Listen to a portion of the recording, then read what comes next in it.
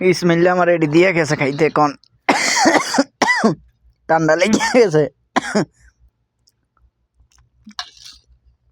হালার ফোয়ালা সব মরিচের গুঁড়া দিয়ে লাল বানা লাইছে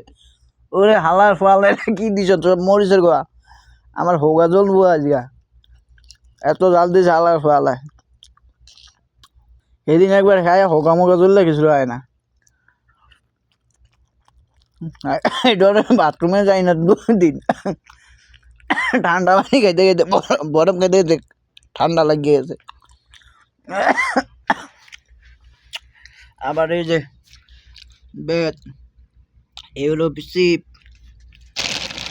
ওই নিচে আঙ্কুর আছে খেজুর আছে তামর আছে এরপরে বাদাম কাগজি বাদাম আছে